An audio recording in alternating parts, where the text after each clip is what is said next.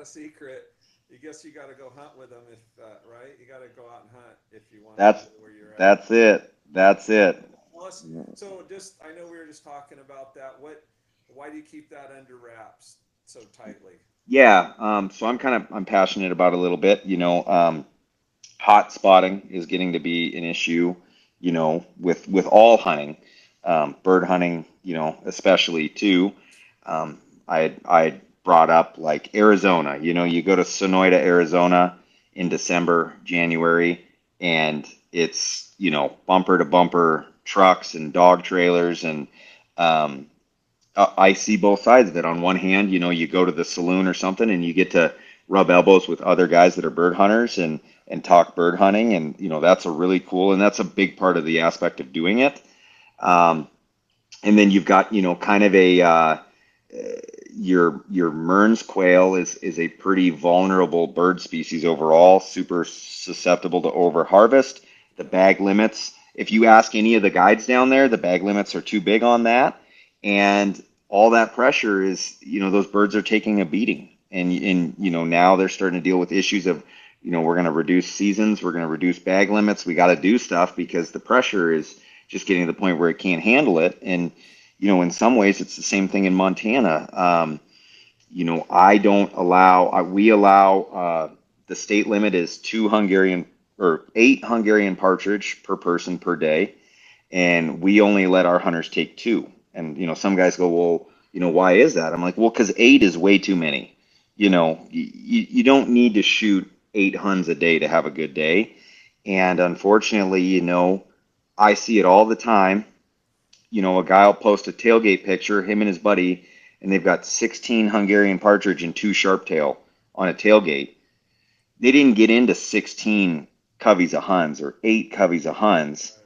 They got into one covey of Huns and chased them around until they killed 16 birds out of that 22 bird covey. And now you've got, 4 to 6 birds that got to try to make it through a whole winter. And if they don't, that covey's gone. Yeah. And is it the hunter's fault? Is it the state's fault for having too big of a bag limit? It, there's just a million different reasons. But for that, we've been lucky. I had mentioned that, yourself and your son-in-law Thomas have hunted with me for years and years and years. And Montana is going to have a regulation change coming here after next year that non-residents are not going to be able to hunt public land for the first 2 weeks of the season.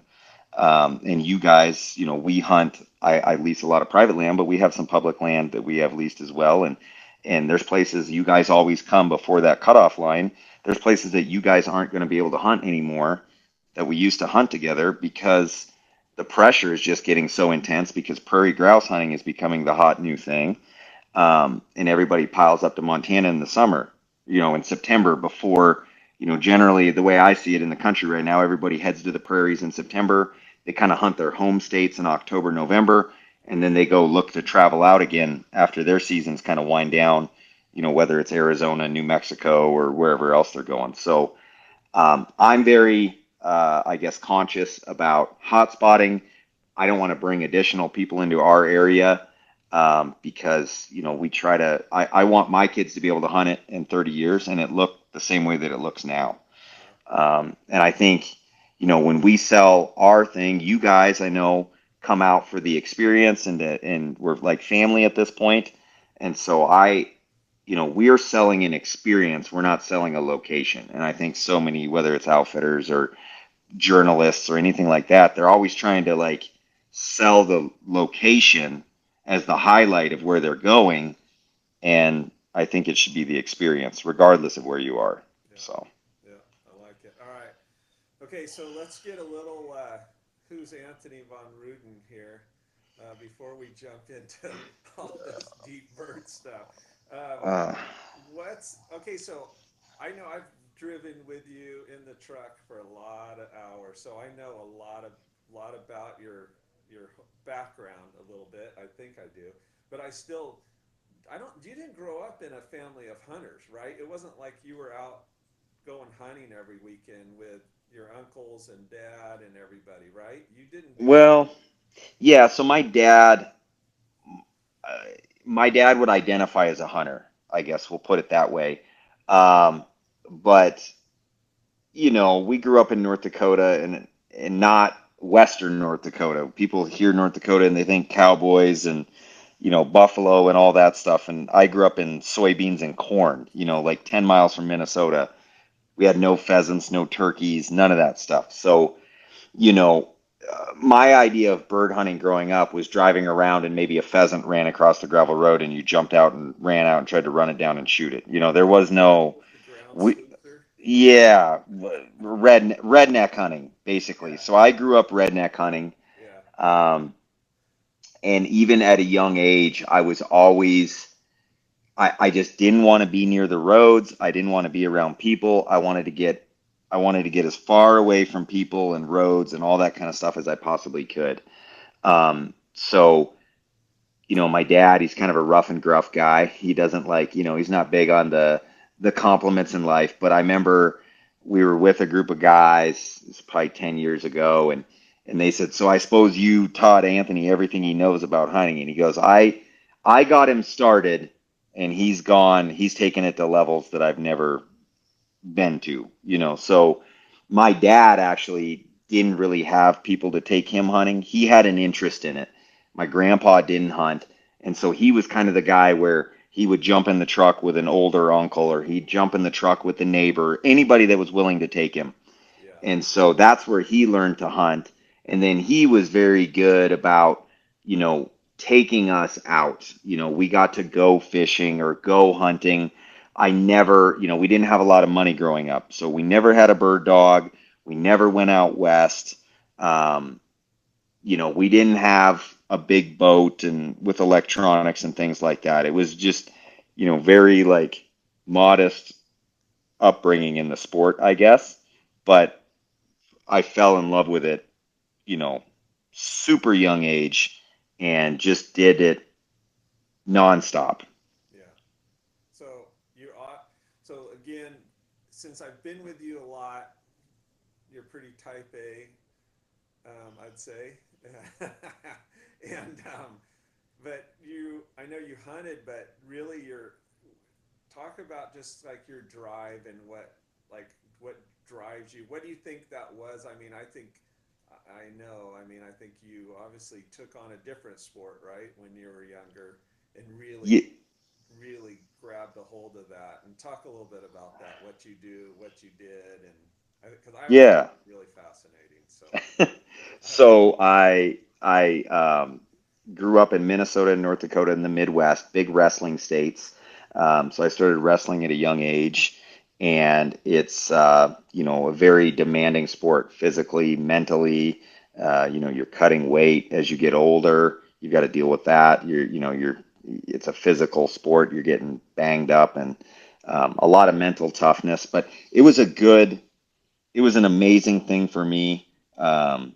Like I kind of had a rough upbringing, and it would have been very easy to probably take the wrong fork in the road and get in trouble and wind up places I didn't need to be. And so that was an avenue for me to put a lot of energy, positive energy into that. And, I think you and I have talked probably down the road. I think it's the greatest sport for teaching people you get out of it what you put into it. And hard work pays off, and that's probably where I developed this intensity for, if you put your nose to the grindstone and put your head down and start working hard, you can get where you want to go. It's wrestling is a fair sport. It doesn't matter whether you're 5 feet tall or 7 feet tall, whether you weigh 200 pounds or 103 pounds. There's a weight class, and you can work hard and you can be the best. Um, and I think business and life are that way. It's easy to get down on yourself or feel sorry for yourself, but like if you keep working hard, put your nose down and have a plan and attack, you can be successful. Um, and so I guess I've taken that approach. Making that transition from um, wrestled in high school, took a scholarship to a college in Minnesota, a lot of learning things. I've got two boys now. If they go and play sports, I learned a lot through that process. But I just picked the wrong program, the wrong school. Wasn't a good fit for me. Um, and I wasn't enjoying it. So I decided to transfer out to the University of Montana in Missoula, Montana, and go to school there. They don't have a wrestling program. So that was kind of the end of my wrestling career for a long time. Um, and then, going to school and hunting and fishing were kind of the three things that I was doing at that time. And I got into guiding. I mean, we could spend, Randy, you and I have driven around. We could spend 7 hours having this thing. I get long-winded on I these, know but you're being modest, but you were in high school. You had good success, right? You were what I know. You finished on top, right, in your weight yep, class. yep. So my senior year, I was a state champion at 135-pound weight class, one of them little guys. But it was an accomplishment. I was super proud of it, and um, they don't give those things away, right? So you got to go out and earn them. So it was. What's impressive, and for everybody that listened to this, Anthony, he's still wrestling. He just finished Montana Open. Dude, I'm going to tell you right now, you are the only person that's ever sent me a picture of themselves with no shirt on flexing. And I just laugh when you all beat up. He said it to me. He goes, "This is what I look like after this tournament." He just beat to heck, bruised everywhere. It Yeah. was funny, I Oh my I God. just had a big I'm a fishing outfitter in western Montana too, and so we had a big group trip and there's 6 guides all out there, and some of these guys I haven't seen in a year or two, and the one guy walks up, he goes, "Were you wrestling? Did I see you wrestling, like on Facebook or whatever it was?" And I was explaining to him, and he's like, "That's crazy." And he wrestled too, so he appreciates it. He's a little bit younger than me. He's guides for me. Yeah. And I go, yeah, I beat an active college 149 pounder at 35 years old coming off the couch, And he's like, how? And I'm like, I don't know, man. I honestly impressed myself. I was pretty surprised. It was nice. It was good to get back in that competitive mindset. I lost like 25 pounds, so that was good. My wife appreciated the weight cut on that deal. Um, yeah, and it was good. It was in great shape. I've got two boys. They're 5 and they're 7. And my oldest, Will, he wrestled in that same tournament, and we both were able to, place and make the podium together. And so it was a That's really cool awesome. memory. That's super cool. Yeah. So and I know you said you started really getting into hunting when you went out to Missoula, out there, and it, it's, I always laugh too because some of those stories. You have a brother; he's really close in age, right? You guys both wrestle together, um, hang out a lot during high school, and I remember you telling me. I know you like to do a lot of stuff, right? You like trapping, you like all kinds of stuff. But didn't you get your early trapping skills? What was your one of your jobs? Didn't weren't you trapping or something? You were Pocket gophers. I was a that's bounty right. trapper. Yeah, yeah. So I think the statute of limitations have ran out here, so I'm safe on this story. But um, I would spend the summers at my grandparents' farm, and there's these things called pocket gophers, and they're like gigantic voles. They dig big tunnels and underground, and they make these big dirt mounds. And in the county there, they dig them on the side of the road, and so the guys that have to go down the side of the road and mow the ditches for fire prevention, they would hit those mounds and it would wreck the blades on their mowers. So they would pay a bounty for every pocket gopher. You had to bring the tail in, and they'd give you $3 for the tail. And where my mom lived, they'd give you $2.25 for the front feet. So, for a 7-year old kid, it's like, well, that's 5.75 a gopher, 5.25 a gopher. So I would double dip. I would turn in all the tails at my grandparents' place and all the front feet at my mom's place. And, I don't know what, I know the most I ever caught in a day was 14, at Well, you did have a 5:20. didn't you say you had like a whole like trap line? You weren't Oh just yeah. one trap at a time. You guys were pretty No, yeah. serious. I mean, you We'd had run that like competitive, like, hey, we're gonna win here at a that was the number one thing that I look back on. from a business standpoint. And my dad was definitely not doing it, looking 30 years in advance. But he was always very good about that. We had an old rink beat up I think we had a three-wheeler to start, and then we might have got that fourth wheel. But like we had a four-wheeler, and my grandpa had an old farm, and there was always a gas barrel, and we would, he never cut us off. We would have gas. Yeah. And so he gave us the tools, he gave us the traps, he gave us the four-wheeler, and then we had to go out and do it. And you look back on it, and it's like, well, however much money that we made trapping pocket gophers, we probably spent twice as much in fuel. Right. But it kind of taught us, like, the sky's the limit. You can trap as many as you want. We're 10-year-old kids running like a 60-mile trap line for pocket gophers on a four-wheeler.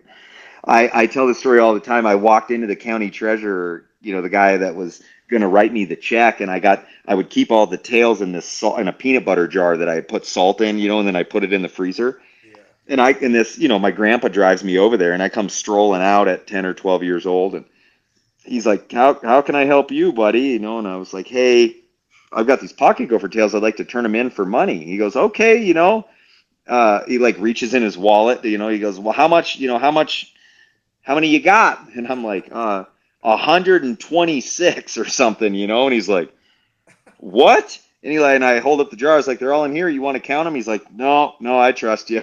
Let me go get my checkbook. And he had to go in, and I think we probably ran the county treasurer dry there. But, it was this entrepreneurial, like, Mole budget. yeah, and then when we got into high school, my brother and we got in this big business where, there was a lot of old abandoned farms out in the, like, eastern North Dakota, because they used to have a house homestead on like every quarter of land. And so we would figure out, my grandpa was a farmer, so he had an old plot map, and we would figure out who owned those old abandoned farmsteads. We'd go knock on their door and say, hey, you've got a lot of junk out in these trees. Could we pay you, X amount of money for all that junk? And they're like, you're going to pay us to get that junk out of our trees? And we're like, yeah. They're like, knock your socks off. So let's say we'd give them $300. We'd go out there with torches and cut it all up and put it on a trailer and haul it into town and sell it for scrap metal and make, $1,000 off of it. So that's kind of, I think, what fueled my entrepreneurial spirit at a young age. And that's something I try to do with my boys now. Now that, we're an outfitter, my wife and I, and we own our own business.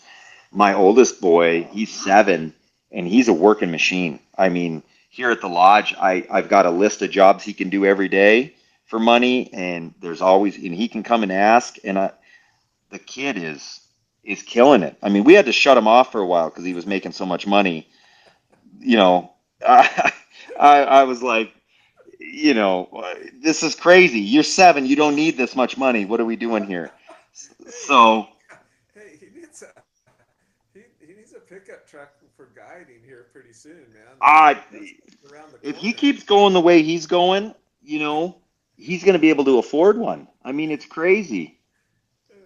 So, no, it's been great, and That's I'm passionate about that. I'm trying to pass that on to my kids, and it's cool. Yeah, I mean, like I said, you and I have talked. I got a million of these stories. I've had kind of I'm a crazy guy. all right.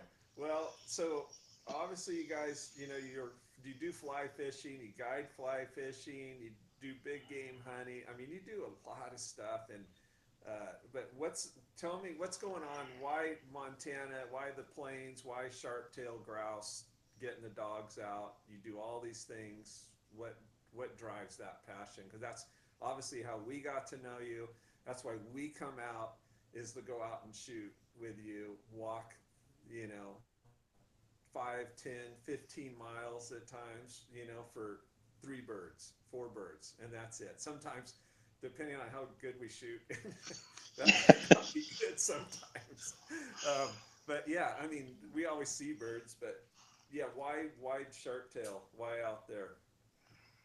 Um, I always tell people, clients, they get in the truck with me, they ask me a question, I'm like, careful, you never get any short answers. But um, I had a dog. I had a dog, a black lab, and I inherited her. She was kind of a mutt, and I just had no thought that she was going to be a good hunter. and my buddy Stan, my head guide, and I, best friend, we went hunting, and like I said, we grew up redneck hunting, so we were just walk around in the ditches, and we're like, well, we're gonna take Sophie with us just because, hey, she can't do any worse than nothing. And the first day we were out hunting, and there were so many birds that year, you could just walk around without a dog and bump into birds. So we were killing birds, and she didn't know what was going on. The second day, she started to figure out, hey, when the gun goes off, cool stuff happens. And then the third day, I'll never forget it. This covey of Huns got up, and I hit this bird, and it, you know, dropped a leg and just sailed, and went about 100 yards out, and then started cartwheeling and just fell down into this tall kind of a brush patch. And if you've hunted Hungarian partridge, they run just about as much as a pheasant does, and they're really good at getting in holes, and they're just about impossible to recover. It's a tough deal even for a dog. And she just took off down there and started nosing around, and I'm like, there's no way. And pretty soon, 3-4 minutes later, here she comes back with this bird in her mouth, and it was like your firstborn son just threw the game-winning touchdown for the state championship. It's just anybody that bird hunts knows that feeling. When your dog does something like that, and in that moment, I was like, "This is the coolest thing." And I was a elk guide at that point. I've guided mountain goat hunts. I was primarily a big game guy at that point. And right then, right there, I became a bird hunter. And that was in October, and this is like a half-breed mixed black lab. And by the end of January, she had hunted in 4 states, killed 7 different species of birds over this dog, and we were rolling, and it was a flushing dog. And so then I decided, I've always found a way to just monetize whatever I like to do, and then I'm able to do it and get paid at the same time. So, naturally I was like, well, I want to be a bird guide. And then I found out people don't hire, a 24-year-old kid with one mutt lab. And I That's mean, not what you, people, just so you guys know, I mean, Sophie is awesome, was awesome, and she's got, when he says a lab, a mutt lab, because she had a white spot on her chest a little bit of white on her feet, right? It wasn't yep, like, well, she doesn't look like a purebred lab. I mean, you're just like, okay, she's part lab. But yep. obviously, great hunting dog. So you don't have to go to the top place in the country to get a great hunting dog, huh? No, no. And I think, once you get to be, there's always, everybody drives to the top, right? Like, I think probably the best bird dog there ever was never went to Ames Plantation to win, the cup or whatever it is, right? Like, there's a lot of fantastic dogs out there that probably should have never been a bird dog on paper. So, I tell clients all the time, they come, and whether their dog's doing great or not great or anything, I go, if you're having fun and the dog's having fun, that's all that matters. Yeah. You don't have to beat yourself up. And if I if I would have never gave her a chance, I never would have found out. And I mean, I don't for an upland hunting lab, I don't know that you'll ever. I mean, she was just phenomenal. I mean, I've been around I'm very lucky. I get to be around a bunch of dogs. I mean, that was as good of a bird dog as you could ever ask for. And especially for a first dog, you know, and we can go into this too, but you've got flushing dogs and pointing dogs, right? And from a guiding perspective and the experience that I sell, you have to run pointers. I've got a Springer that does some flushing and stuff, and when you get into the pheasants, they're great.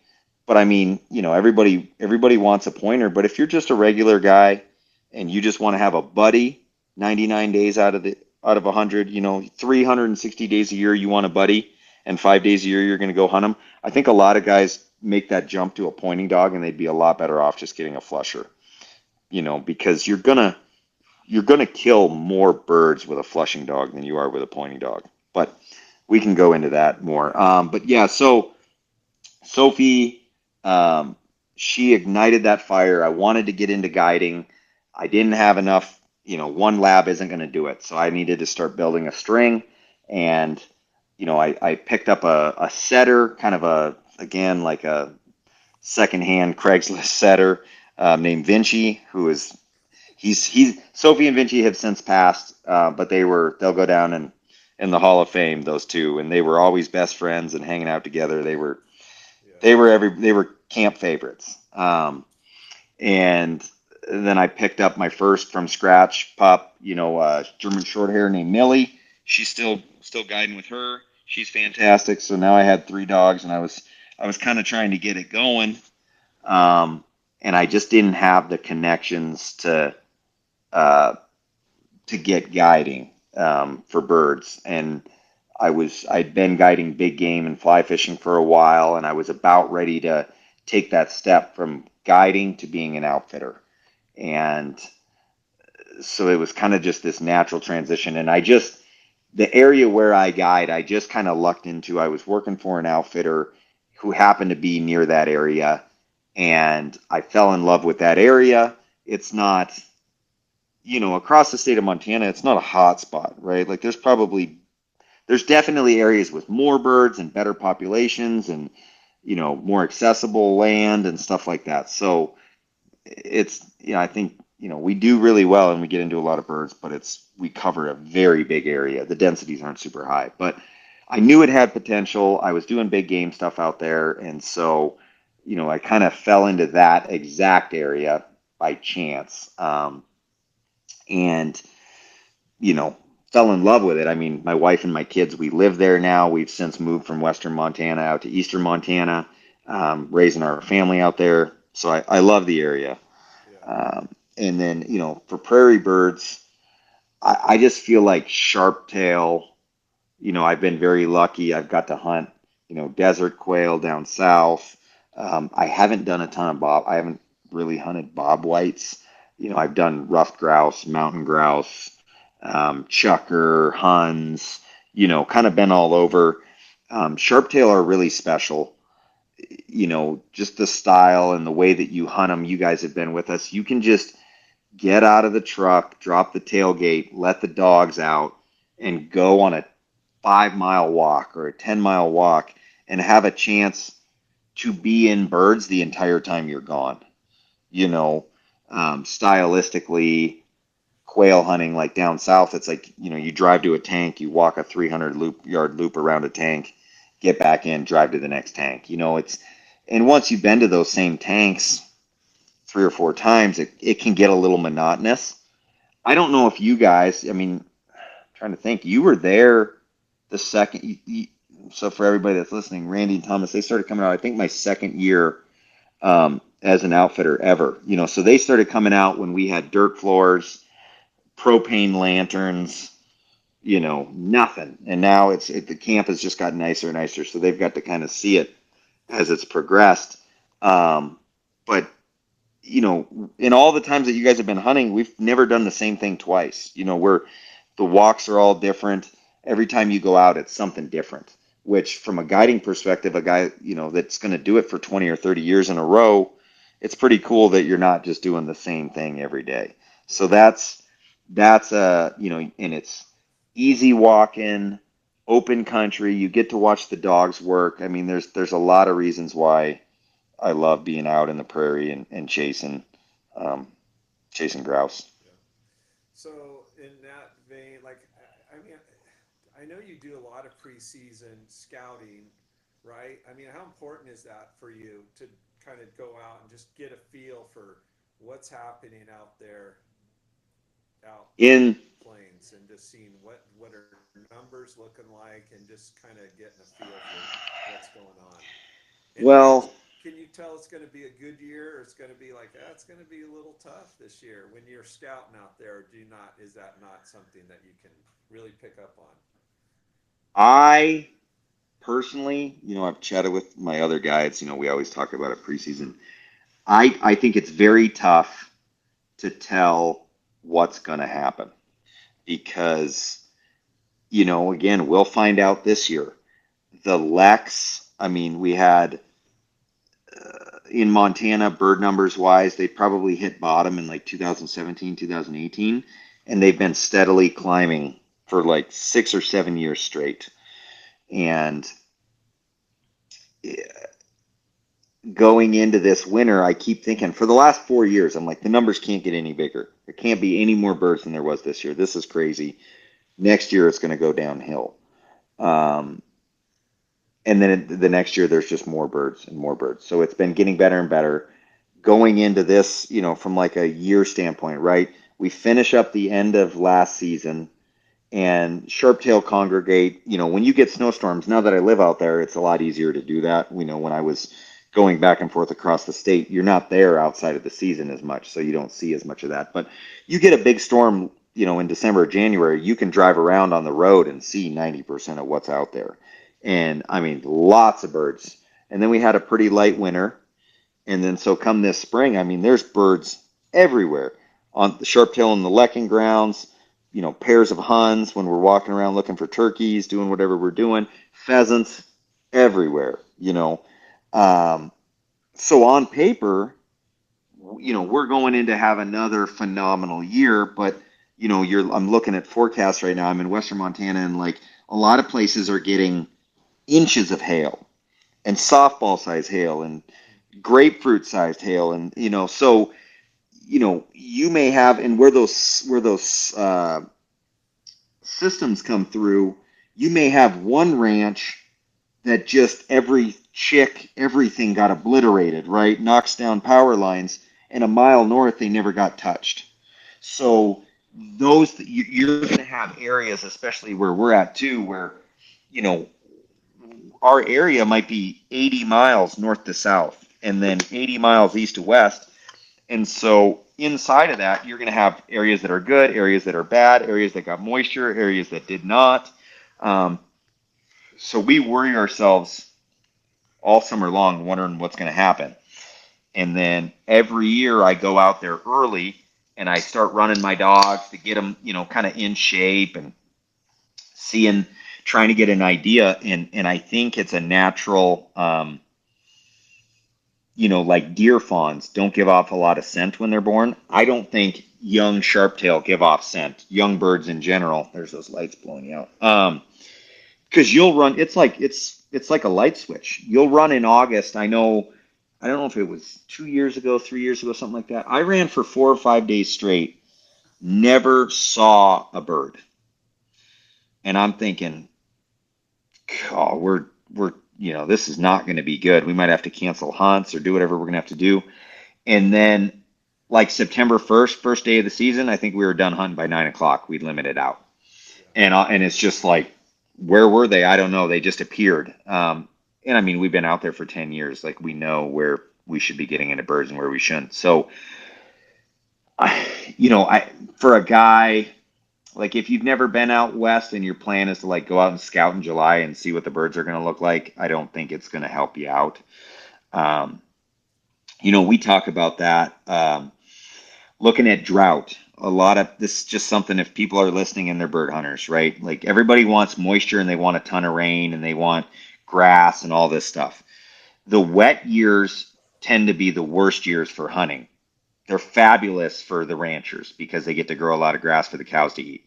On a wet year, you're going to have a lot of cold hypothermic conditions. So you're going to have a lot of chicks that die, and you're going to have a lot of grass. So you're going to have a low density of birds spread out with cover everywhere. And then on the drought years, we always get hunters that want to call us up and cancel hunts because it's dry and we're in the worst drought ever and this and that and the other thing. The dry years gets the grasshoppers going early, which is what they need the hens need to have healthy eggs and lay big clutches and gets the chicks going. And so you have a huge population of young birds, old birds. You've got a lot of birds, and you generally don't have a lot of cover. So the amount of miles, you guys have seen it. On the wet years, you walk 12 to 15 miles. On the dry years, you walk 4 to 6 miles. Right. Yeah. So,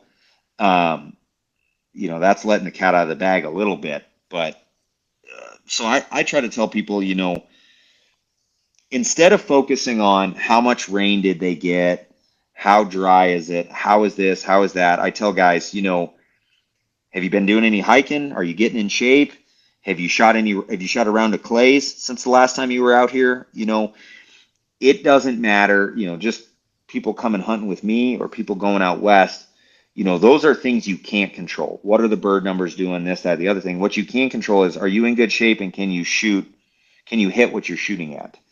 Because generally, if you are in good shape, you can cover ground. And if you cover enough ground, you're going to get shot opportunities. And if you capitalize on those shot opportunities, you're going to harvest birds.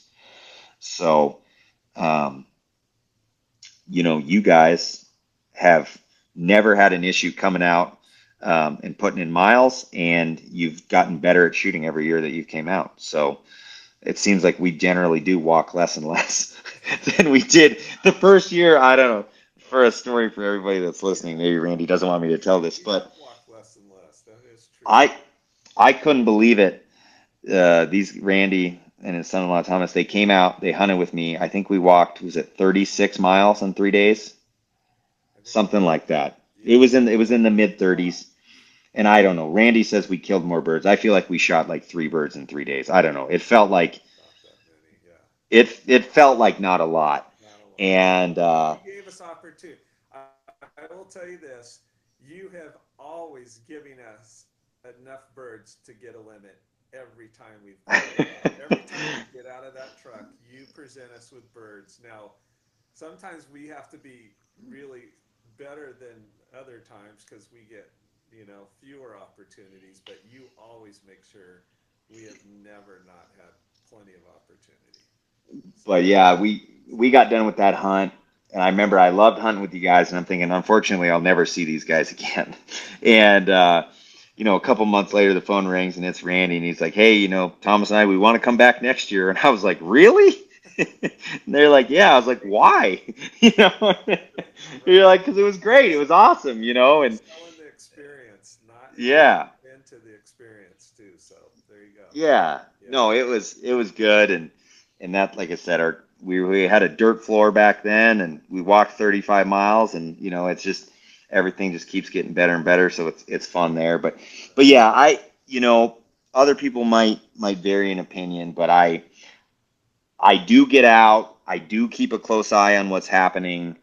I do a little bit of scouting before the season kicks in, but you don't really know what you're going to get until you go, Yeah, and then we know by then. And we haven't had to, in Montana, our limits, when pheasant, the early season starts September 1st.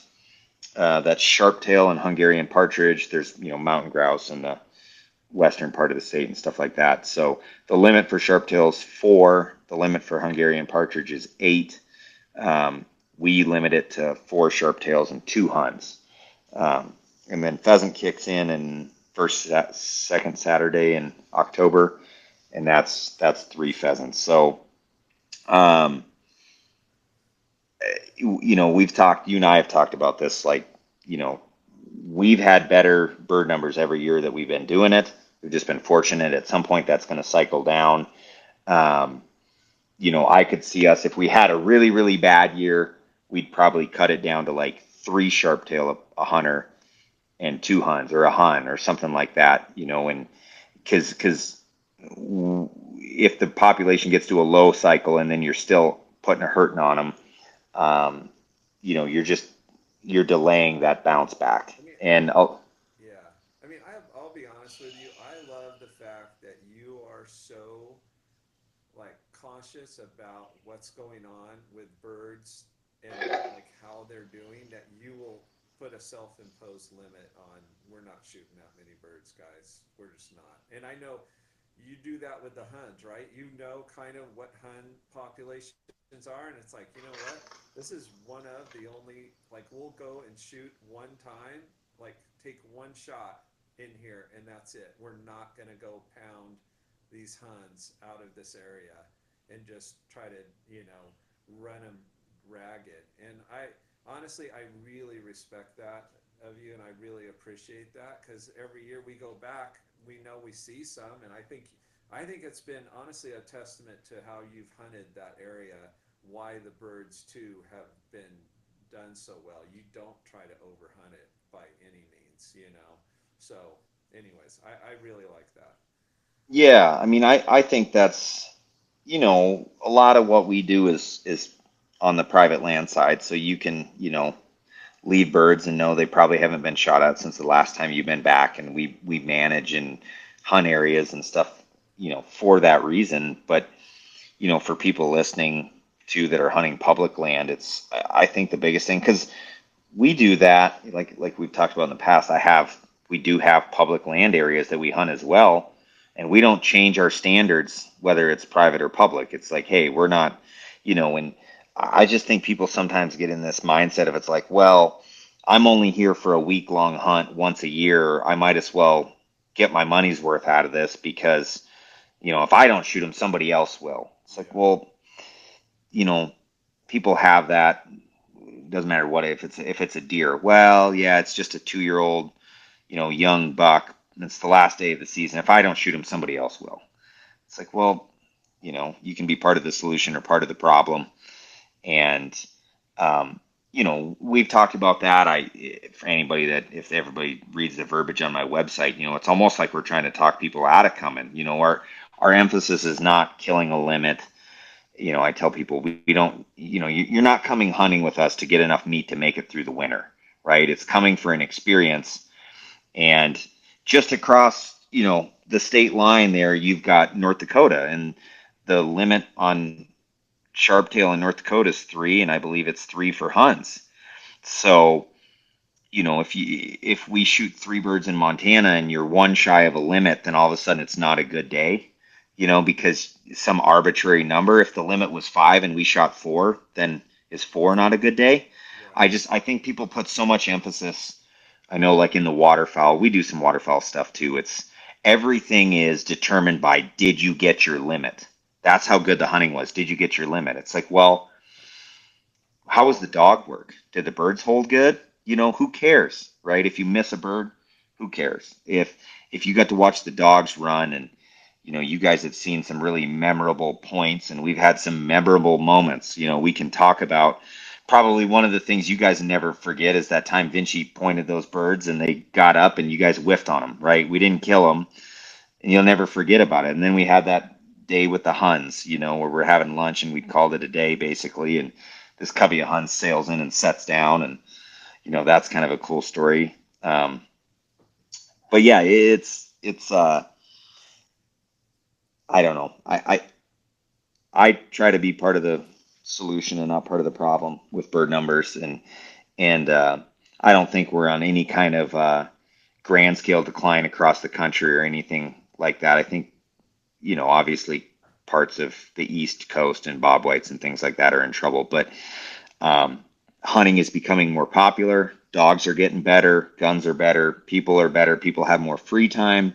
The camping equipment to get out and stay in these more remote areas is going up. Like, so pressure's going to be an issue. And if people continue to go out and shoot 24 hunts in 3 days, we're not going to have birds, right? And I guess something that we haven't touched on is, um, you know, let's say the limit is 4 sharptail. If you guys clip a bird and I don't think that bird's going to make it, and I've watched a lot of birds fly, that's a bagged bird. You know, we if you drop a leg, if you knock feathers off, they're not gonna make it, right? If you hit a bird and it's flying and you hit it and it rocks back and you see that you take feathers off the back half of a bird, okay? You didn't hit the wings, you didn't hit the heart or the lungs, and that bird is going to go 300 yards before it goes down, and it is going to die because you put pellets into its intestines and they're going to get sepsis and they're going to die. 100%, it's going to die. Whether a coyote gets it first or it just dies, you know, it's going to happen. And so if you're out there shooting, 9 birds to get 4, that's even worse. Yeah. Um, and and I guess so. Even with the limits, strict limits that we have for ourselves, and calling birds like that, bag and crippled birds, we've never really had any pushback from hunters. I know you guys appreciate the way we take care of it. We've got a ton of guys that come back every year and appreciate the way we take care of it. And the upside to that is you guys have, generally seen better hunting every single year that you've came. Every So, I, yeah. So let's talk real. Let's get into a little bit of one. I obviously, you've seen a lot of birds get up off the ground that are wild, right? I would say you might be up there with, besides maybe guys that are just out training dogs, running them all summer long. Hunting in a hunting scenario, I would have to say you're up there in the top percentile of people that have seen wild birds get up and people shoot at them. Um, I mean, I was trying to do the math the other day, and I thought, I wonder if Anthony's seen maybe thousands of birds. I don't know. I wouldn't be surprised and shot. So I guess with that said, what do you kind of? I'm going to get into a little bit of field craft because I think you're really, really good at this. Um, in fact, I think you're so good at this that I think we could go somewhere that you've never been and you would look at it and you'd be like, guys, I'm going to move the dogs this way and I'm going to say there's going to be birds down here. I think that's where they'd be. And there's a really good chance they would be there. So talk about what you're looking for when we get into the field with sun, the wind. Like we talk about that. I even tell you, put us in a position to be optimized where we're going to shoot. Like what's your mindset going when we're walking in and you've got the dogs going? A lot of times there's two dogs casting way far out and we're walking and doing that, and you definitely have a plan and you want us in a certain position, or you want your guys to be in a position to make sure you give them the best opportunity possible. What is that? What's going through your head like in Y- there? Yeah, it's specifically like pertaining to sharp tail hunting Yeah. in Montana. Yeah. Yeah.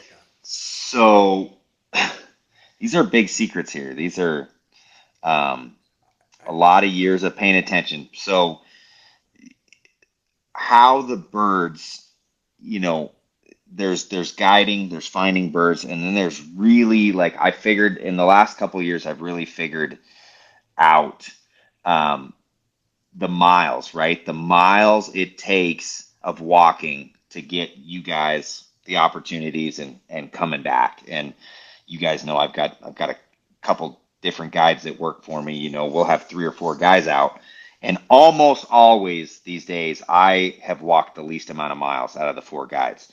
And that's where I attribute that to like being able to most efficiently cover that area.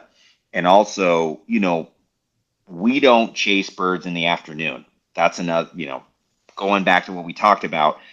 If I'm going to get it done with you guys, even if weather conditions permit, we're still going to be done by 3 o'clock, right? Like we don't go out and do an evening hunt. So I've got and a lot of times when you guys are hunting, it's warm. We got till 11, maybe 1 o'clock might be the longest. yeah. And so I've got to get in 3 walks, unless we put down the perfect run. We're going to run 3 laps. I run generally 2 dogs per run. So if I've got 6 dogs, we're going to go on 3 hunts. Okay.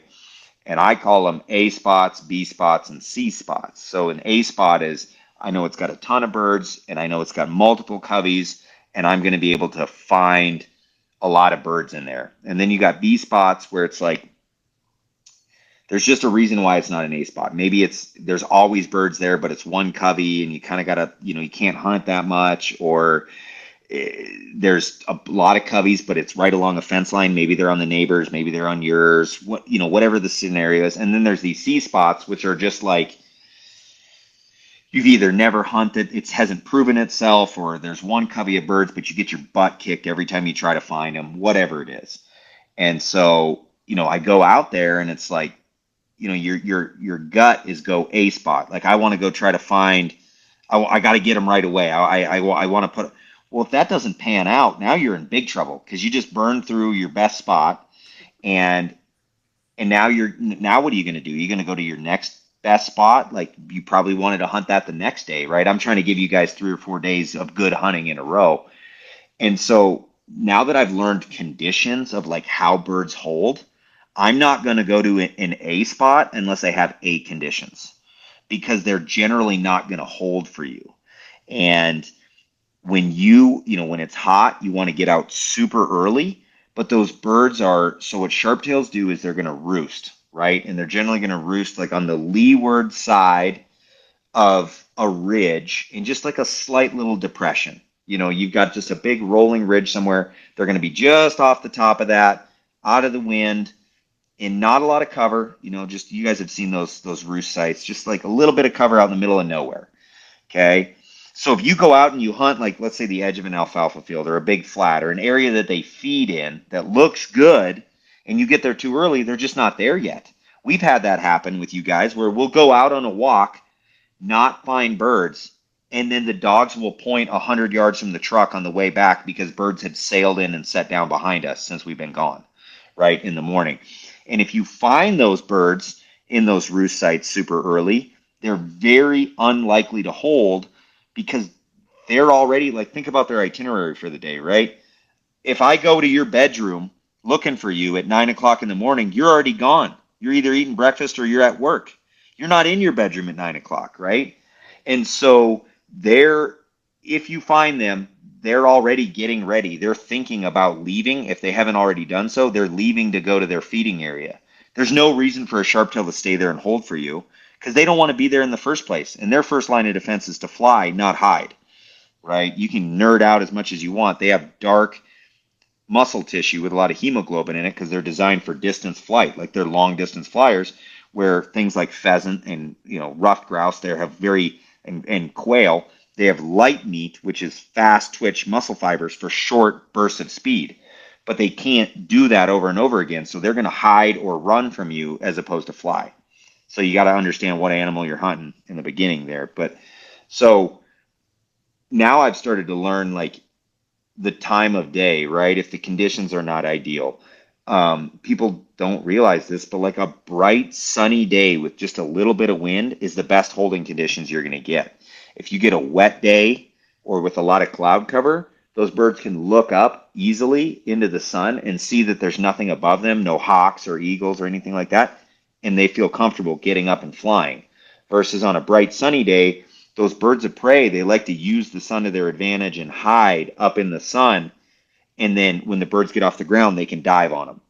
And so they're more hesitant to get off the ground on a sunny day.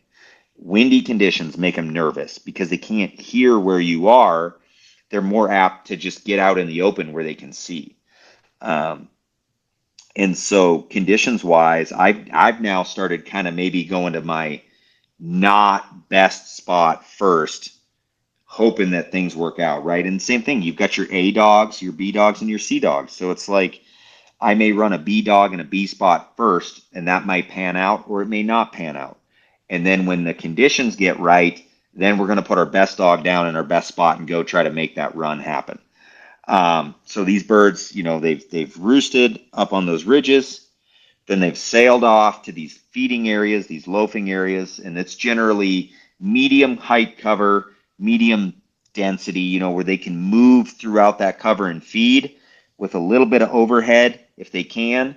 And they'll be there, in September. Primarily, we're talking about a 6-week sharptail season for everybody. That's like September 1st to October 10th, 15th. After that, they get so wily, it's not super productive to hunt them later than that.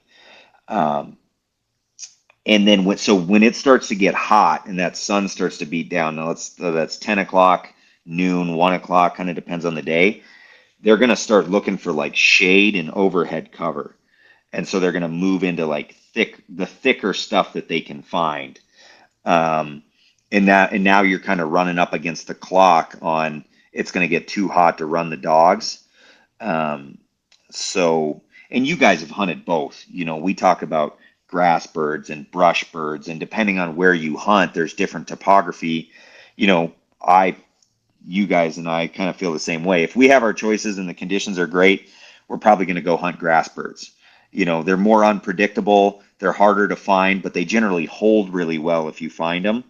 And then the birds that get in the brush, it's a lot easier to look out there and go, there's a pocket of brush, it's hot, that's going to have shade, there's probably going to be birds in there. But generally they're kind of jumpy because they know they're in they're in danger when they're in cover like that. So I don't So know if when that you answers. so when those dogs, so one thing I've appreciated, and maybe because we've hunted enough with you now, the dogs, you start to learn the dogs that are down on the ground and which dogs are doing what, and even I think in general, I think most of the dogs. But as soon as a dog, we're walking up, you're telling us, look, get up there, you got to walk past, because I mean, it's cool that for me to see, like, the dogs know I can't get too close here because these birds are going to flush, and so I'm going to stay back a little bit. But and as soon as the dog starts looking back at us, it's kind of like they're on the move. I know I'm not supposed to move, but birds are moving, or Right.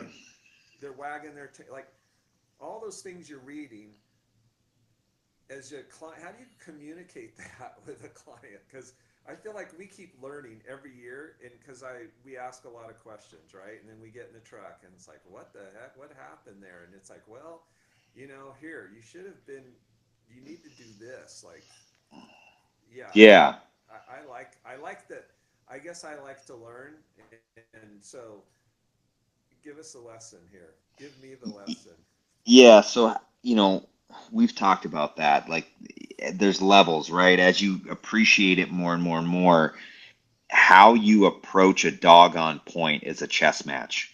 And the better you do, the easier your shots are going to be, right? And that's where you go, I hunt them with a 410 now because the way I approach that dog, generally my shots, I can get 20 to 30 yards. Where when you guys first started coming, it was like we're pushing that 40 to 50 yard range. And now, like, I think your shooting is getting better, but you guys are also like approaching these dogs a lot better than you did in the beginning. And it's making for easier shots and you know what to expect. So, kind of the speech I give everybody when we're approaching a sharp tail is if you've got a dog and a good dog that's on point, you want to read the wind, right? That dog, that those birds have to be upwind to that dog generally. I mean, every once in a while they'll run into the middle of like a feeding covey and just stop. And those are the ones where you walk up and the dog's like not looking at anything. It's just staring at the ground and its eyes are popping out of its head. And it's like, guys, they're probably everywhere, right? Like they're probably all over this dog right now. This dog's about ready to tip over from a heart attack. And you can tell by looking at the dog, if you've hunted him enough, that this dog is like kind of giving this, like they're just like, your mom walked in the kitchen, caught you with your hand in the cookie jar, and you're just staring at the ground. Like, if I don't look at him, I'm not in trouble. And so if the dog's just sitting there looking down, staring like at its paws, you're like, okay, I'd be really ready, guys. But let's say you got some wind, kind of coming off to, let's say the dog's looking left and there's the wind's coming from the left. Well, clearly those birds are going to be out to the left. And so you want to pick, if you come in straight behind that dog, now those birds get up wild and now you got a dog right in front of you, right? Not a good shot opportunity.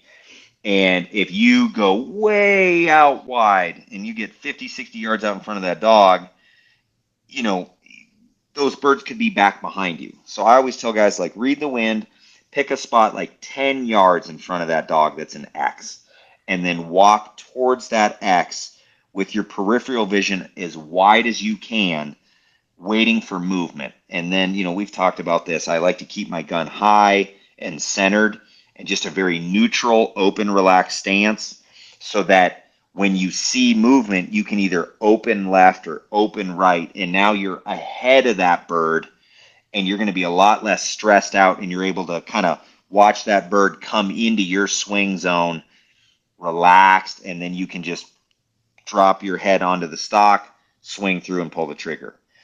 Guys come in with the gun down low, tight, trying to get a jump on the bird, and that bird doesn't get up exactly where they're looking, which how many times have the birds got up exactly where you guys have been looking? It just rarely does it happen. And so now, you're pre-set up on a spot and you're trying to be swing, cheek on the gun and try to catch up to those birds. The anxiety kicks in and like the tunnel vision, you guys have been out there. We've got a world David Radulovich, like a world champion FTAS shooter, and he's given us some kind of nice lessons while he's been out there, and he takes it to another level. But like the way you get tunnel vision when you're so zoned in.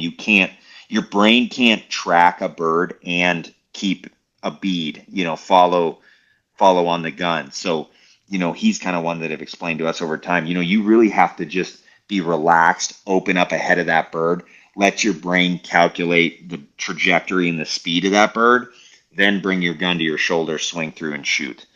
Um, Another thing, we've probably talked about is like, leads, right? You're like, man, where are you holding?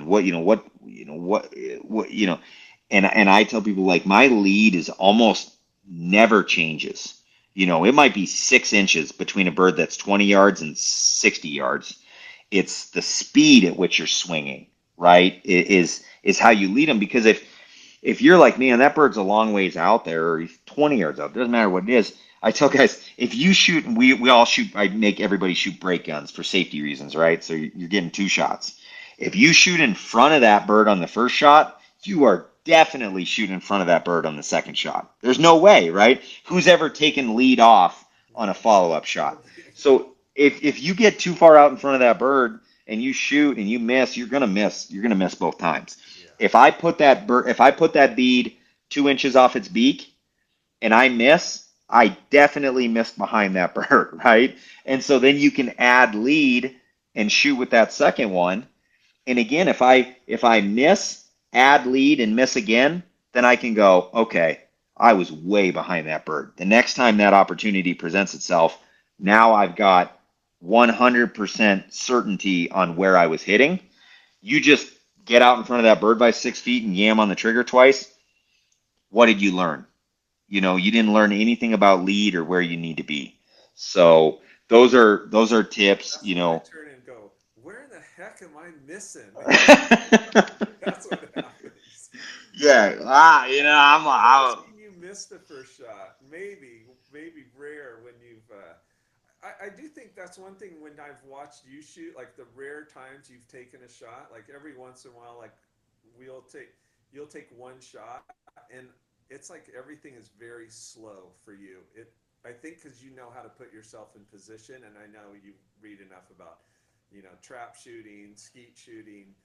It's positioning, feet position, and I know it's hard because people say, well, you're walking out on uneven ground, birds can get up anywhere, but it seems like to me, you really do. You always know right where to put your feet, where to step. Like these birds are going to go this way. I'm going to be ready to go this way. I don't know exactly when they're going to get up or exactly how far in front of me, but you pretty much know they're going to probably go over here. And you're ready, and you just take a nice easy step, and boom, and it's like that was real simple.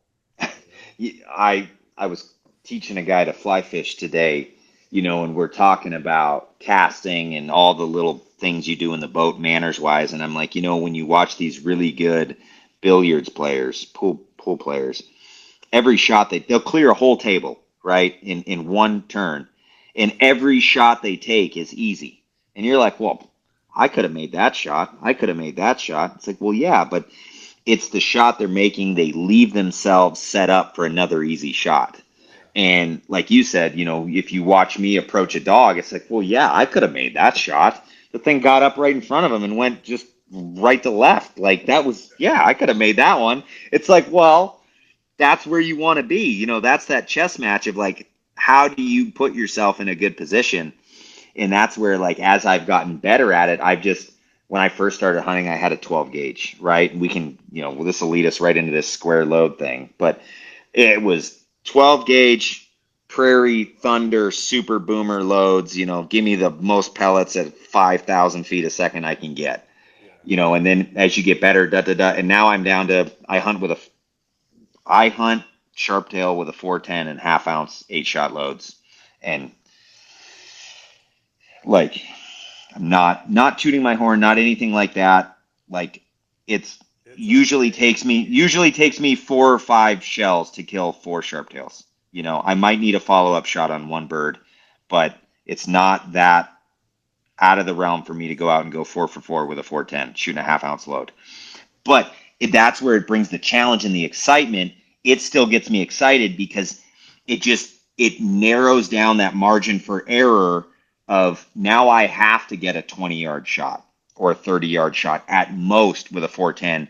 How do I get that close to the birds? So that's what still makes it exciting for me. And I don't get many days off. I don't get to do it a ton for myself, but that's where I found, like, as I've gotten I to continue making the stakes high on that chess game, I just gauge down and down and down to continue to make that margin for error smaller and smaller. And it's a ton of fun.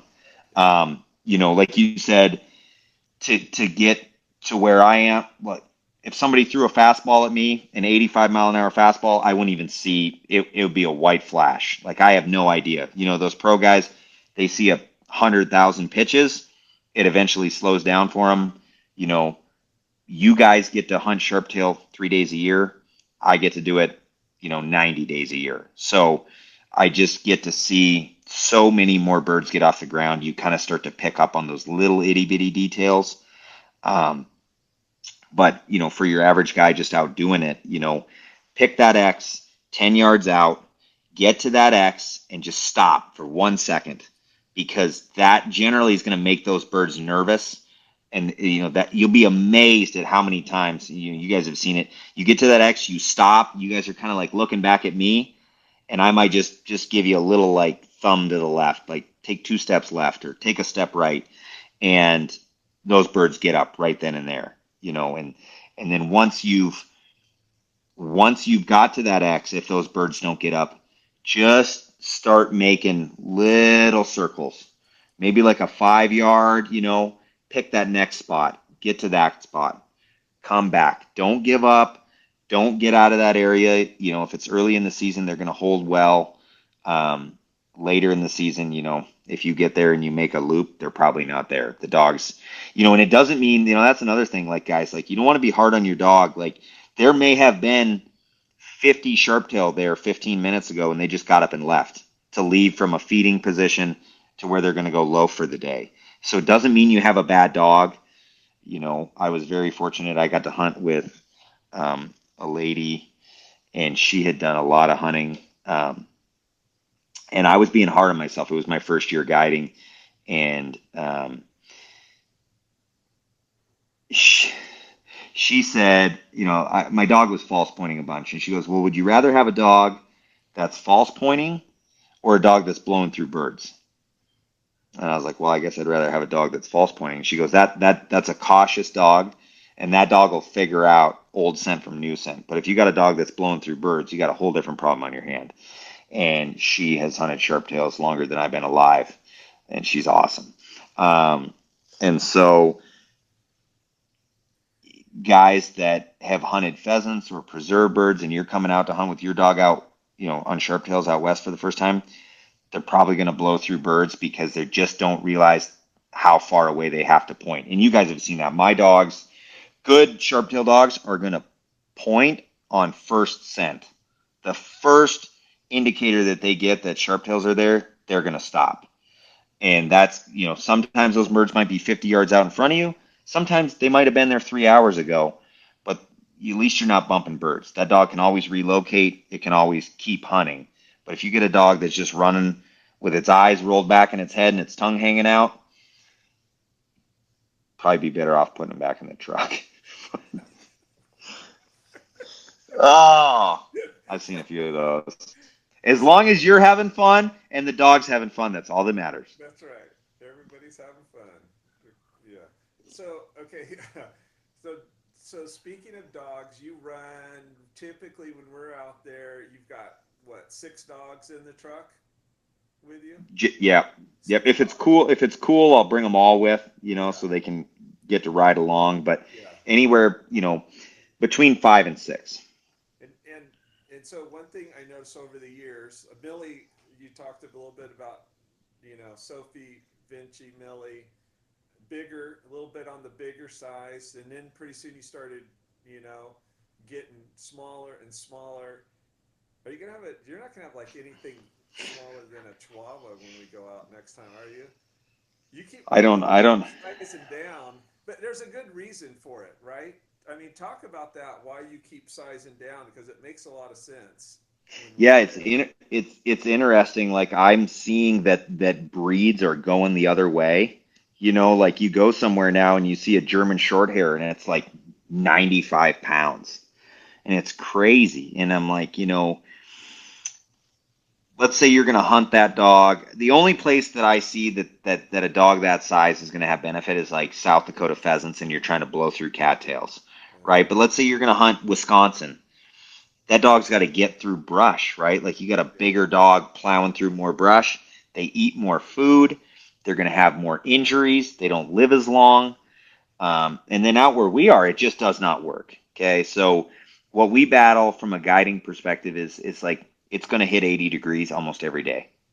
In September. If we got 30 days in September, we're probably going to see 80 on 25 of those days. And you can't run a dog when it's 80 degrees. So the my whole string now is geared towards light dogs with white coats.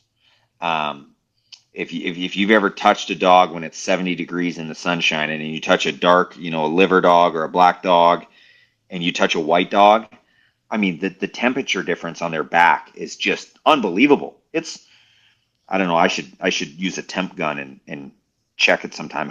30 degrees, 40 degrees difference on the backs of those dogs. It's just unbelievable.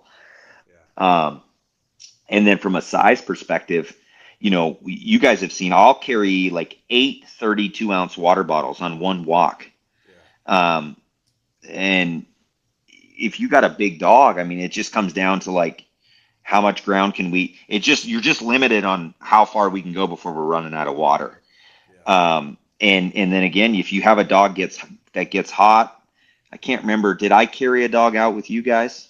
Yeah, I mean, I think a couple times we've carried dogs. They just gotten so tired, but I think that attributes to you're very sensitive to what's going on with your dog, and you're just like not going to take a chance on letting that dog. If it's tired, it doesn't need to still run because it's going to still want to run and point all the way back to the truck, right? Even though we Right. know we're probably not going to get birds. And I mean, a couple times I think it just got hot on us and we were way far out there. And yeah, we carried dogs, but I know you carried them, but carrying a smaller dog is a lot nicer than carrying a big dog. Yeah, I think my two lightest dogs, are like, and I didn't necessarily go out and select them to be that light, but I think I have two pointers under 30 pounds. They're little. Like I call them my pocket pointers. But they are little dogs, And and it I mean, they cover a lot of ground and they're awesome, you know? they do great. They're easy on food. They kennel really well in the back of your truck. You can double stack them in like a Roughlin intermediate. You can put two dogs in there, no problem. And if we ever have an issue, right? Snake bite, broken leg, cut, heat exhaustion, doesn't matter. You just pick that thing up, put it in your pocket, and you can walk out of there. Yeah. And, trying to carry a 90-pound dog out of there is just, and, if somebody's hunting that's older, maybe not as physically fit, that's a lot. I mean, it's just a lot. Yeah. And so, if somebody's looking into a dog that they want to primarily use, whether it's Idaho for chukar or Arizona for quail, any of that stuff out west. And then from a visual standpoint too, like our dogs will be 4, 5, 600 yards out there, and when they stop moving, it's easy to see them, right? Because they're white. You look out there and you go, "There's a dog right there." Yeah. Oh, and from a safety perspective, right? You guys are swinging on a bird, and now you just got this white. Oh, did I get disconnected? Yeah, I don't know. It said you're recording. Yeah, yeah.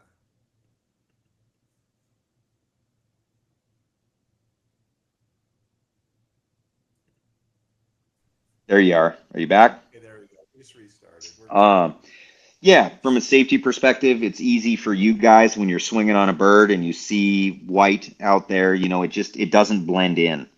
Um, so I don't see a lot of drawback to having, a white dog and then lighter dogs for all the reasons we talked about. So yeah, for a guy who specializes in kind of that stuff, like if you're looking chucker, same thing, you're up on a chucker mountain, you need to get that dog down.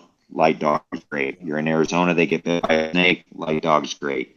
So smaller, lighter dogs, which is funny because um, I'm seeing the breeds go the other way, going bigger. So one shout out I'll give, like, if you are looking at dogs and you are potentially interested in like a diehard Western hunting dog, Bryce DeVries, High Step Kennels.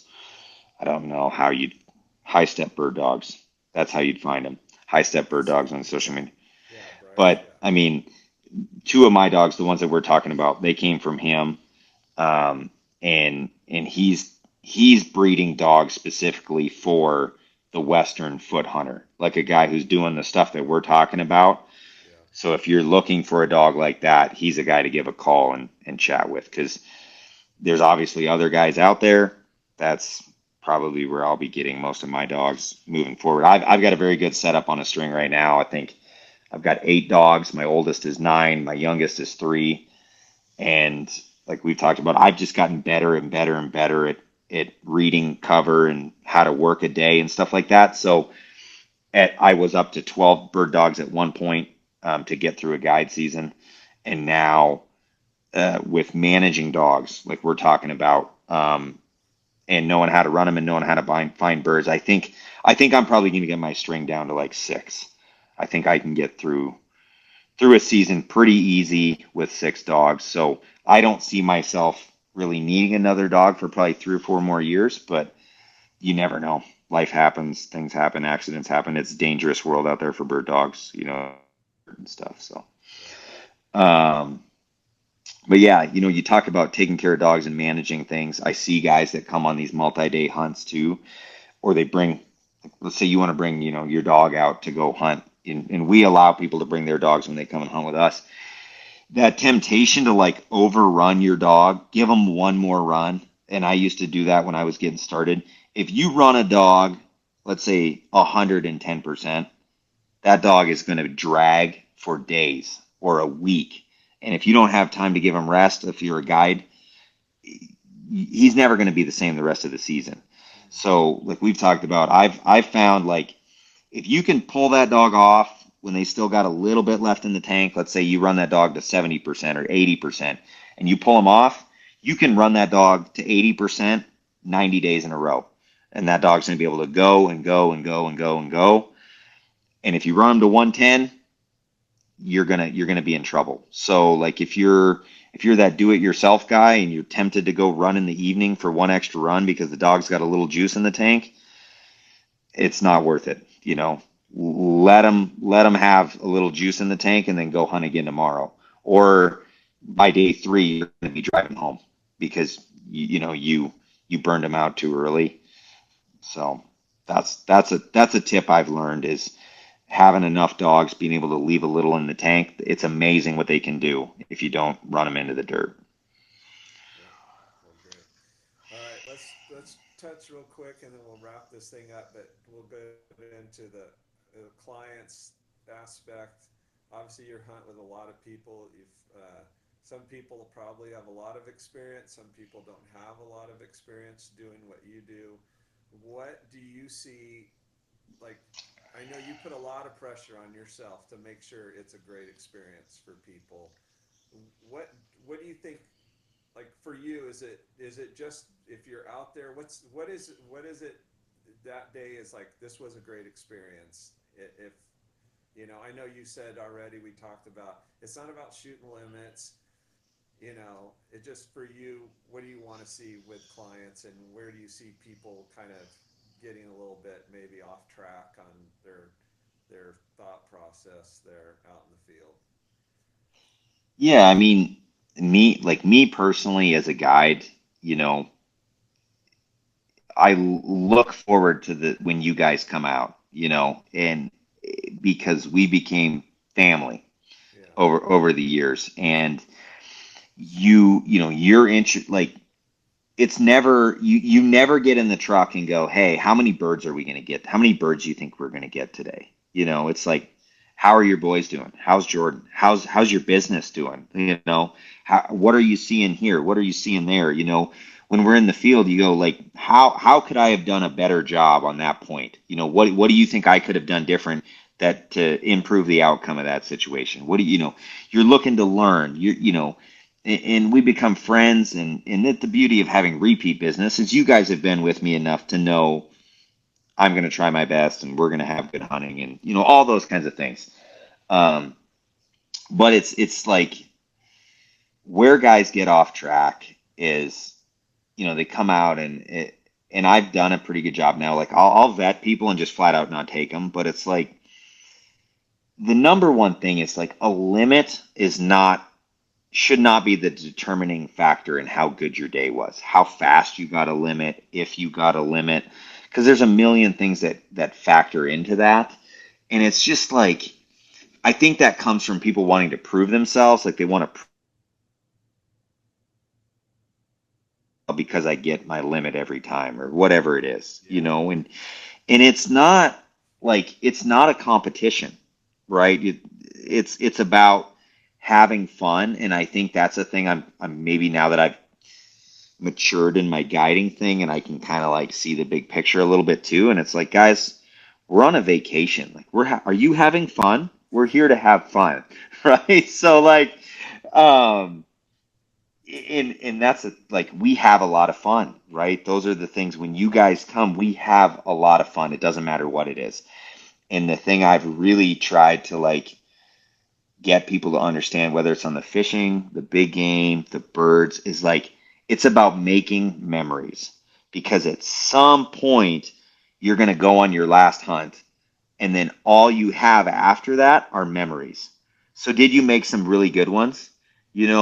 Like that day that you and I, we talked about a little bit, but you and I and Thomas, we had a great hunt. We got birds. It was great. Do you remember any of the birds we shot before the Huns came in that day? No. I don't. We'll never remember. You and Thomas, we went out, had a great hunt. You both killed a limit of sharptail. We'll never remember. None of the three of us can ever remember what one of those sharptail looked like, right? And we're sitting there on the tailgate and we pulled the chairs out and we're just sitting in the shade of the pickup because we're a million miles from the nearest tree. And you guys had bought me these cool little shot glasses and we had a toast. And, Randy teaches me how to, add to my levels, right? And we're just talking and we're doing our thing. And all of a sudden, here comes, this covey of sharptail or Huns that sail in and set down. And I'm like, everybody, we're going to each shoot at one bird. And I never take a gun. I never pick a gun up or nothing like that. But I grabbed a gun out of the deal and I'm like, we're all going to shoot at one bird. And if we all get that bird, I'm going to get all three mounted. It'll be the coolest thing ever. And did I get mine on the second shot? I think you jumped yours on the first, right? Oh, I know. Yeah. I got mine on one shot. Yeah. My bird. I was like, I got mine. Yep. And I didn't let the group down. Yeah. And I think Thomas and I both, it took us both too, didn't it? Yeah. I know it took me too. Because my bird got up and I clean whiffed. And then on the second shot I hit it and it sailed out and then did the heart shot, like fluttered up and fell down. And then we were able to kind of hustle out there and pick them up before the dogs got to them. Pro tip, if you want to mount a bird, don't let your dog pick it up, But that's one of the, that was a memory, right? It was an awesome memory. Yeah. And forever, so, right? That's something that was super cool. And that's the best thing, is, just be there. I guess if you're going on a guided hunt, right? Like guys roll into camp and the first thing they do is they grill me with 50 questions to try to figure out if they're going to have a good hunt tomorrow. Right. And it's like the most honest, blatant thing that I can tell people is like, you've already paid the money. You're already here. You're not going to change the outcome tonight for how tomorrow is by asking me a million questions. Just have fun, kick back, relax.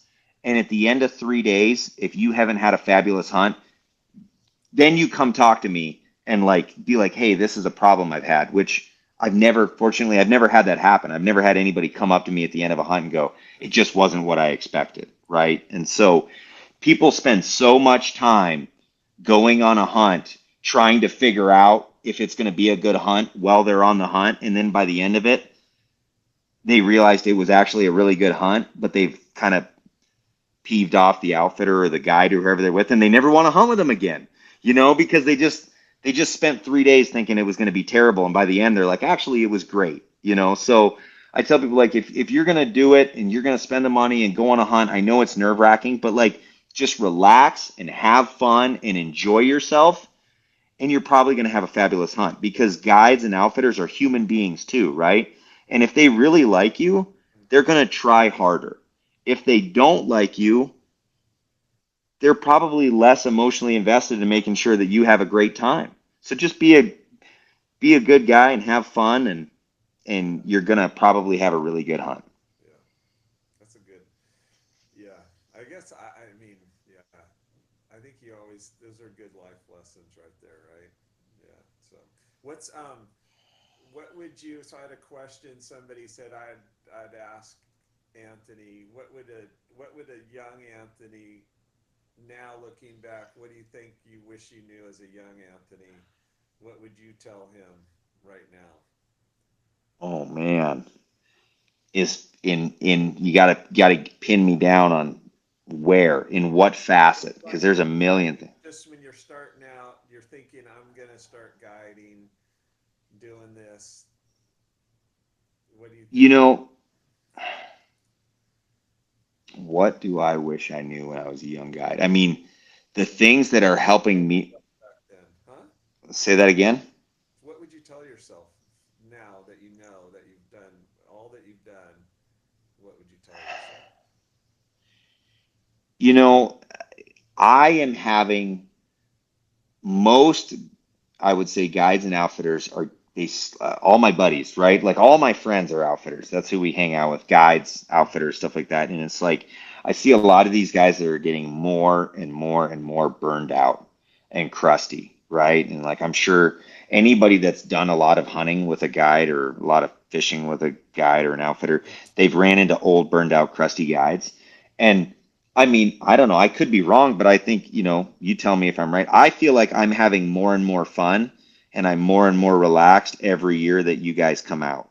Yes. I'm still a type A, I'm still intense and all that stuff, but like, it's hard when you're young because you put so much pressure on yourself for the outcome. And then now that I've gotten older, it's like, I know we're going to have the best day given the conditions that we can have, and you guys know that. And now we get to focus more on getting to know you guys and have fun and build those relationships, because, like, at the end of the day, this another outfitter told me, he's like, at the end of the day, all that matters is, did your clients have fun and do they want to do it again? And that's really what matters, right? And so as a guide, it's like, if you're mean to somebody and you just yelled at them, if it's fishing, right? I said, if you can be nice to somebody and they catch 20 fish, or you scream at them all day and they catch 30, be nice to them and catch 20. That's a better day, right? Like, if, and if, the, if you're an outfitter and you're selling the outcome, if you're selling a limit, that's a long, hard road to live up to forever, right? Like, it's like a hollow life selling a limit. That's not what it's about. Like, with you guys, use it as a prime example. I'm not trying to pump you up or nothing, but I mean, it's just like, I get to hang out with my friends for 3 days and we get to make memories that I'll remember forever. And I get to raise my family because you guys come out and hunt with me. It's amazing, right? So, like, that's what you need to be. If you're going to be a guy, if I was young Anthony, it would just be like, focus on that stuff, right? It's about memories, building relationships, enjoying yourself and having fun, because I mean, you don't become a guide to make $1 million. You do it because it's fun. So, like, have fun while you do it. And that's the same thing I try to tell the clients, like, hey, this, you paid a lot of money to go on a vacation to have fun. Let's have fun, Yeah. And so that at the end of the day, I just feel like with social media and stuff like that, people are getting into this for the wrong reasons, like whether it's, for recognition or for to prove themselves or this or that or the other thing. And it's like, it's just, we do it for fun. We got out of the cave. We don't need it to survive anymore. We do it because it's fun, and it's how you make memories. So Yeah. Well, I have a appreciated as you've gotten older that you are a lot more you tolerate our bad shooting a lot better than you used to. In the beginning, you were a little like, really? Like, really? I just put in all this hard work today and we just got on birds and you still miss? Like, come Well, on. you've helped me. I mean, you've helped Yeah. me, right? Like how old was I? 26, 27, you know? And to me it's like, well, if these guys don't kill a limit, they're not going to want to come back, right? And I tell that story forever and again, it always seems like I'm buttering up. For people that don't know, like Randy and Thomas are my favorite hunting clients ever. Like you guys are the best. They come on my birthday every year, take me out to birthday dinner. Like you guys are amazing. But like you helped me understand that, that first year, it's like, hey, we're coming back. I'm like, really? Why? It's like, because it was fun. I was like, huh. Well, and like I was so wrapped up in like, if you guys don't kill limits, you're not going to have fun. And you guys helped me understand like the guys that are only happy if they kill a limit, like they're generally not that fun to hang out with for 10 years, 20 years, like Yeah. for me, our business does very well. We book out a long time in advance. I only have so many spots on my calendar. I want to book them with guys that I love hunting with. So my season is fun. So Yeah. But believe me, that first, I wasn't happy that we didn't shoot well. That wasn't it. I no, was you're like, hard on you are extremely hard on I yourself. was like, I will say that. we left Montana like, what the heck, Tom? I mean, we didn't have to shoot like that. That was embarrassing. Yeah, The birds, everything. Yeah. it wasn't So, pretty. It wasn't pretty. But no. hey, it's just continual improvement. All right. Well, I think we covered a lot. So I just got one more thing I was just going to ask you, and I know you keep touching on limits and just doing it for the right reasons, but you have sons. What do you think needs to happen to make sure that they're going to be able, if they want to walk those fields that you're walking and go out and shoot birds in 20 years? What do you think has to happen? You know, I mean, obviously you have to have the habitat.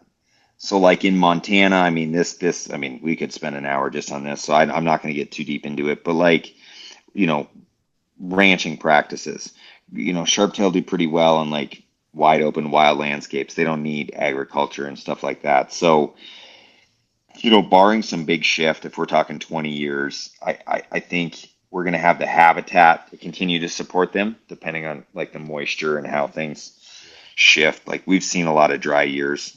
The last decade's been really dry, so we'll see. We'll see. But I mean, the bird numbers are thriving right now.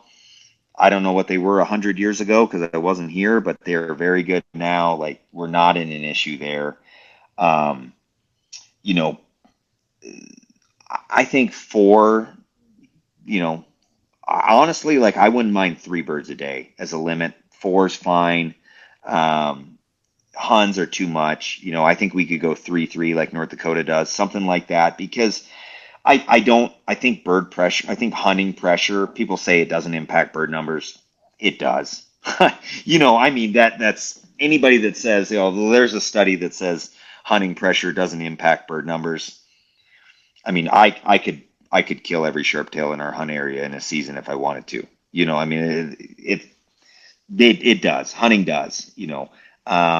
How you, I, I think, I think just the biggest thing is like people need to take personal accountability. Just because it's legal to do something doesn't mean it's ethical, right? If I think guys not saying, well, I'm going to shoot, 8 Huns, 12 Sharpies, and 3 pheasants every single day and eat them so I can, if I'm on a 5-day trip, I got to eat X amount of birds so I can get my limit every day and do this and do that. I think, that kind of stuff. If you're crippling birds and you know that bird's not going to make it, like bag it, it's okay to get three. You don't need a tailgate limit photo. You know, Yeah. the desire to get a limit to post on social media is, I think, the biggest threat to like what's coming down the road. You know, outside of that, I think we're doing pretty good with the birds. The birds are in a lot better shape than like mule deer are, Yeah. right? Like the mule deer are struggling, things like that. So, Um, I just personal accountability, I think, is the biggest thing across the board for hunting, to make sure that the regulations don't change to the point that your guys from out of state can't come and do it. Yep. All right. Well, I don't know why I think of these things, but like I have certain friends that I go, man, if I ever had to go, like I have one friend, if I go, if I ever had to drive across a desert in a vehicle, like I'm taking my friend Guy with me because he can fix anything and just knows how to MacGyver it. And I was thinking the other day, it's like if I had to rely on you can only eat what you kill,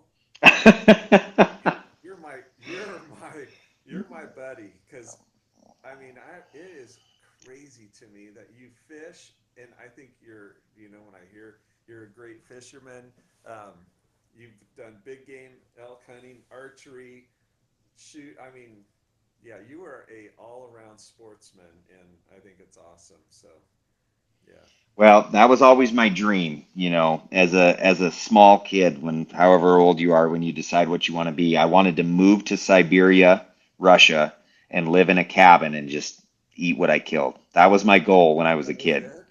That was it. People were like, "What do you want to be? Cool. You want to be an astronaut, a fireman? What do you want to be?" And my goal was to move to Siberia and live off the land and just trap and eat and do whatever I did. So I only made it as far as There you go. Montana, but I'm living my dream. Yeah, you're doing pretty good. Well, all right. Thank you for doing this. I know you got another big day tomorrow out on the river, letting people live out their dream and have their vacation and enjoy that time. So I appreciate you doing this tonight. So Awesome. yeah, Appreciate you thinking of me, Randy. good talking to you. All right. You too. Have a great night.